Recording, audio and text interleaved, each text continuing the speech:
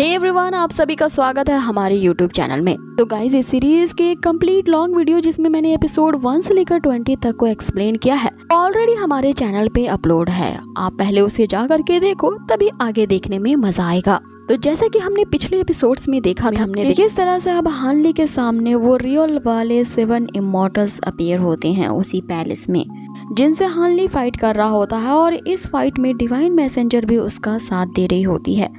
और इसी फाइट के दौरान हानली को उन 7 इमॉर्टल्स के बारे में 2 मेन क्लूज मिलते हैं। पहला क्लू तो ये होता है कि जिस तरह की वो वाटर मैजिक टेक्निक का यूज कर रहे होते हैं, यह सिर्फ मिंगवे टावर में ही सिखाया जाता है। और दूसरा क्लू ये होता है कि उन 7 इमॉर्टल्स में से एक का नाम वोंग होता है। लेकिन इससे पहले कि वो इन कड़ियों को जोड़ करके और कुछ जान पाता, हम वहाँ देखते हैं कि वो जो 7 इमॉर्टल्स थे अपने उसी लाइट टेक्निक का यूज करते हैं और वहाँ से गायब हो जाते हैं। और हानली के हाथे अब कुछ नहीं लगता सिवाय इन 2 नामों के। लेकिन फिर भी वो यहाँ पे हार नहीं मानता। वो इन 7 इमॉर्टल्स की गुत्थी को सुलझा करके ही रहेगा, चाहे इनके बारे में जानने के लिए उसे जितनी तह तक जाना पड़े। कि उसी टाइम हम देखते हैं कि यहाँ पे डिवाइन मैसेंजर उसे बता रही होती है कि किसी ने हानली के खिलाफ स्काई आई टेक्निक का यूज किया है।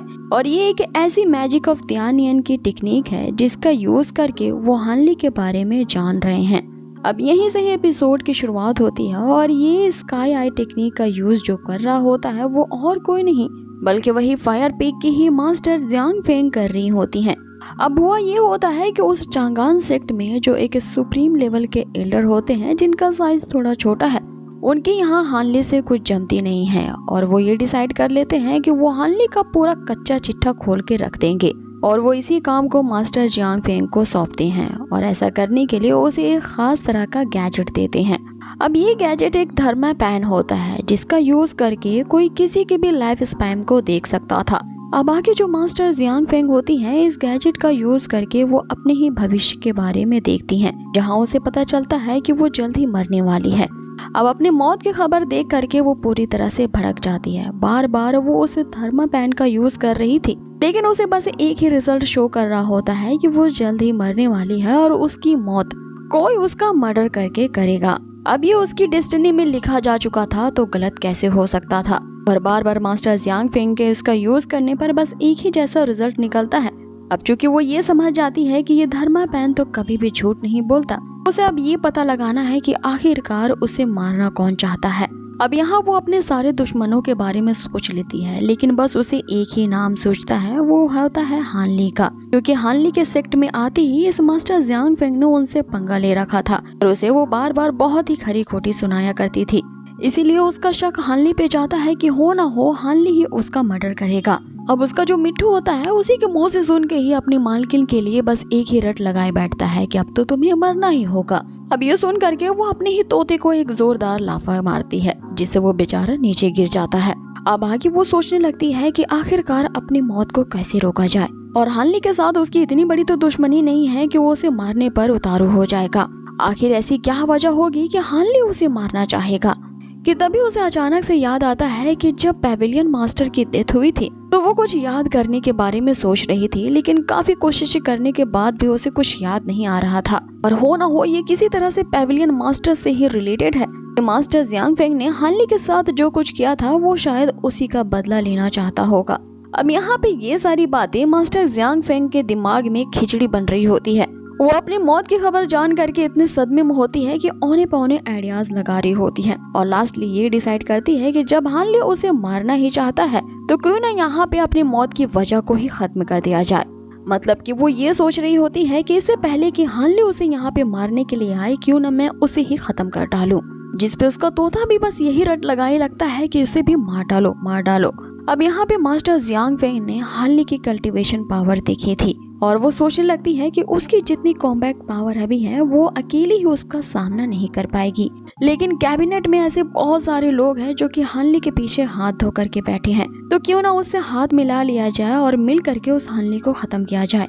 अब इसी आइडिया को वो सोचते हुए हानली के एक और दुश्मन के पास पहुँचती है जो कि पेविलियन मास्टर होते हैं। यहाँ पे मास्टर जियांग फेंग उसे सारी बात जाकर के बता डालती है। पेविलियन मास्टर उससे पूछता है कि क्या तुमने सच में यही देखा है कि जो हानली है वो तुम्हारे साथ साथ इस पूरे चांगान सेक्ट को ही डिस्ट्रॉय करने वाला है। जिसमें मास्टर जियांग फेंग उन्हें बताती है कि हाँ, मैंने अभी अभी यही देखा है। मैंने उस धर्मा पैन का यूज करके एक बहुत ही बड़ा सेलेस्टियल फिनोमेना रात को होते हुए देखा है। इसमें मुझे पता चला है कि इसमें मेरी मौत हो जाने के साथ साथ पूरा चांगान सेक्टर ही डिस्ट्रॉय हो जाएगा।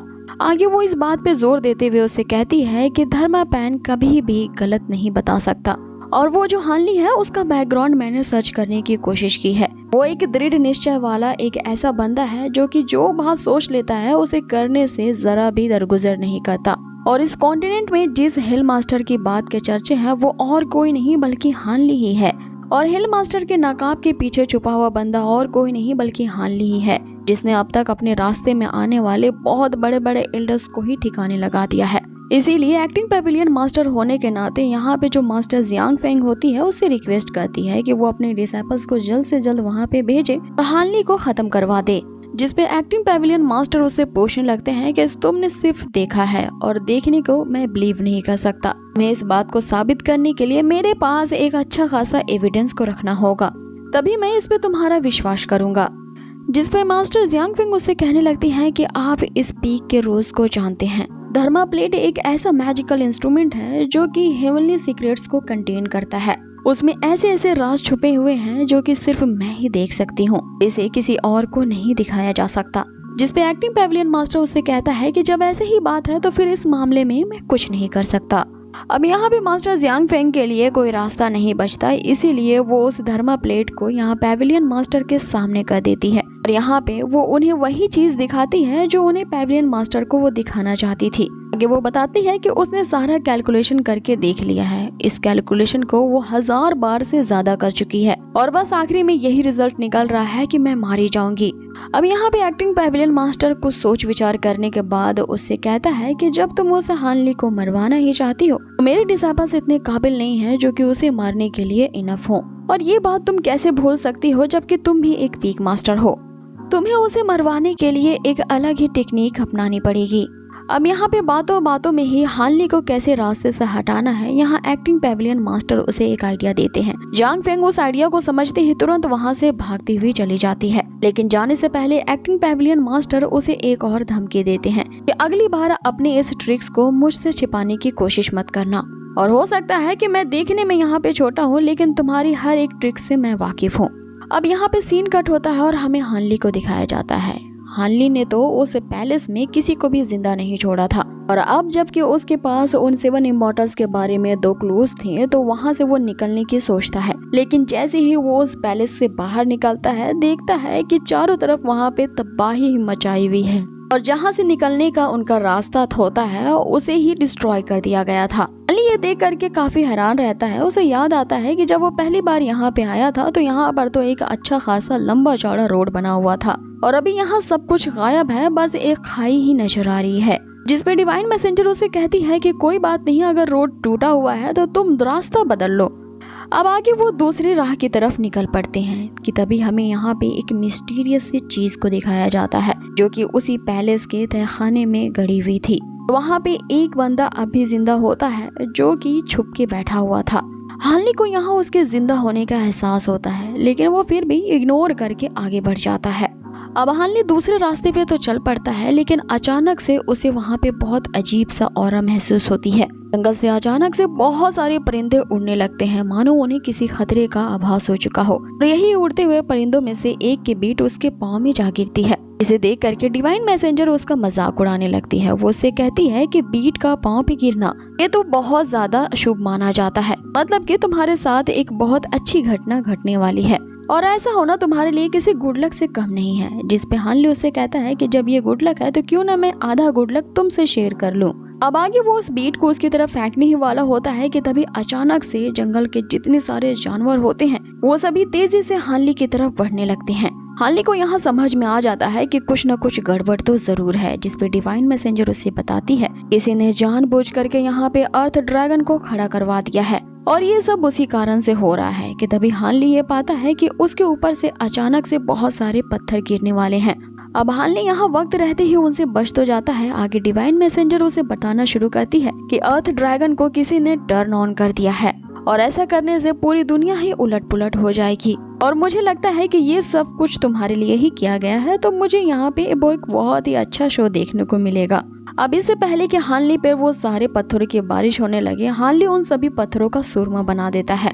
आगे वो अपनी इस टेक्निक को यहाँ डिवाइन मैसेंजर को दिखाते हुए कह रहा होता है कि कोई भी मेरा बाल बांका नहीं कर सकता। लेकिन तभी उसके पाँव के नीचे जो पत्थर होता है वो खिसक करके एक वैली के अंदर चला जाता है। हानली यहाँ पे अपने आप को एक डैगर के सहारे से नीचे गिरने से बचा लेता है। अब आगे से पहले कि बहुत सारे लकड़ी के लट्ठे हानली के ऊपर गिरने वाले होते हैं, हानली अपनी स्पिरिचुअल पावर का यूज करता है और उन सभी मटेरियल्स को हवा में तैराने लगता है और फिर वो उन सभी के ऊपर से बारी बारी से चढ़ता हुआ वैली से बाहर निकल आता है। अब अचानक से यहाँ पे ऐसा ये सब कुछ क्यों हो रहा होता है, वो इसका जवाब डिवाइन मैसेंजर से पूछता है, जिसपे वो बताती है कि उस अर्थ ड्रैगन के टर्न ऑन होने से जो स्काई की थंडर्स हैं वो उसके साथ मिल चुकी हैं, जिसके कारण लगता है कि अब तुम पे आसमान से बिजली भी गिरने वाली है और तुम्हारा अब यहाँ पे सेफ बच पाना तो मुश्किल ही लगता है। जिसपे हानली उसे कहता है, इतना अच्छा तो मौसम है, कितनी खिली हुई धूप निकली हुई है, तो यहाँ पे थंडर स्टॉर्म आखिर कैसे हो सकता है। अब उसके इतना कहने की देर होती है कि अचानक उसके ऊपर एक बहुत बड़ा थंडर स्टॉर्म नीचे गिरता है। इससे हानली यहाँ बच तो जाता है, लेकिन एकाएक वहाँ पे बहुत सारे थंडर स्ट्रोक से उस पे अटैक किए जाते हैं। अब हानली की स्पीड यहाँ पे बहुत ही ज्यादा होती है, वो इन सारे थंडर अटैक से आसानी से बच जाता है। यहाँ डिवाइन मैसेंजर इसे बंदर की तरह उछलते कूदते हुए देखते हुए उसकी फिर से खिल्ली उड़ाने लगती है, ये कहते हुए कि लगता है कि उस पंछी की बीट ने तुम्हारे लिए कोई गुड लक नहीं लाया, तुम तो यहाँ पे अनलकी निकले।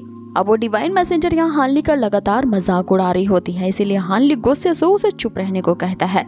अब यहाँ पे सीन चेंज होता है और जो सब ये कुछ करवा रही होती है हमें उसी मास्टर जियांग फेंग को दिखाया जाता है, जहाँ पे एक बंदा आकर के उन्हें रिपोर्ट देता है कि उसने अर्थ ड्रैगन को टर्न ऑन कर दिया है, साथ ही 9 हेवन की थंडर ट्रूबुलेंस अब अपेयर होने वाली है। अब आगे वो जो मास्टर जियांग फेंग होती है वो वापस से उसी धर्मा प्लेट पे देखने लगती हैं और हानली से कहने लगती है कि तुम्हारे पास चाहे कितने भी स्पेशल स्किल्स की पावर हो, तुम इस थंडर टर्बुलेंस से नहीं बच पाओगे और उस जगह पे अब तुम्हारी मौत पक्की है। कि तभी हम देखते हैं कि वो जो धर्मा प्लेट होता है वो फिर से कैलकुलेशन करने लगता है, जिससे यहाँ पे मास्टर जियांग फेंग को पता चलता है कि हानली अभी भी बचा हुआ है, वो उसके हर अटैक्स को आसानी से डॉज कर ले रहा है। ये देख करके वो पूरी तरह से गुस्से से पागल हो जाती है और चिल्लाने लगती है कि आखिर ये हानली मरता क्यों नहीं है, जिसपे उसका मिट्ठू भी फिर से रटने लगता है कि क्यों नहीं मरता है, क्यों नहीं मरता है। आगे यहाँ मास्टर जियांग फेंग का गुस्सा अपने तोते पे ही बरस जाता है और वो अब हानली को मरवाने के लिए एक लेवल अप पे जाती है और यहाँ पे वो अब सोच लेती है कि हानली को वो मरवाने के लिए अब अपने खून का सेक्रीफाइस देगी। इधर दूसरी तरफ अब हम हानली को देखते हैं कि जो अभी उस 9 हेवन के थंडर टर्बुलेंस से बच रहा होता है। यहाँ पे वो चाहे जितनी भी कोशिश कर रहा होता है उस अटैक को डॉज करने के, दोबारा से अटैक्स उस पे होने लगते हैं। इस पे डिवाइन मैसेंजर उससे कहती है कि ये टर्बुलेंस तब तक नहीं रुकेंगे क्योंकि ये तुम्हारे लिए ही करवाए जा रहे हैं और ये जब तक तुम्हें जान से नहीं मार डालेंगे ये नहीं रुकने वाले। तभी अचानक से वहाँ पे जमीन में फिर से कंपन होने लगती है और हानली के सामने से ही बहुत बड़े मॉन्स्टर्स और जानवरों का झुंड तेजी से उसकी तरफ बढ़ता है, जिसे देख करके डिवाइन मैसेंजर उससे कहने लगती है कि लगता है कि कोई बहुत ही शिद्दत से तुम्हें मरवाने की कोशिश कर रहा है। जिसमें हानली उसे कहता है कि जब ऐसी ही बात है तो उसकी ये इच्छा कभी पूरी नहीं होगी। इतना कहते हुए वो एक जोरदार पंच वहाँ पे जमीन में मारता है, इससे आने वाले जितने भी मॉन्स्टर्स और जानवर होते हैं वो सभी ही आइस क्रिस्टल में कैद होकर के वहीं पे जम जाते हैं। अब आगे हानली उनके पास जाता है और यही सोच रहा होता है कि आखिर किसकी इतनी मजाल हो गई जो मेरे पीठ पीछे मेरे खिलाफ इतने सारे ट्रिक्स प्लान कर रहा है और वो भी मुझे जान से मरवाने के लिए। कि तभी अचानक से उस क्रिस्टल को तोड़ करके एक बहुत ही भयंकर शक्ल वाला एक हाफ मॉन्स्टर और एनिमल ब्रीड का एक बहुत ही खूंखार जानवर उस क्रिस्टल से बाहर निकलता है, जो कि हानली की तरफ अटैक करने को बढ़ता है। वीडियो का लाइक टारगेट 2K है और आप लोगों को ज्यादा से ज्यादा कमेंट करने हैं ताकि मैं इसका अगला पार्ट बहुत जल्द आ सकूं। सो प्लीज हमें सपोर्ट करने के लिए ज्यादा से ज्यादा लाइक करें।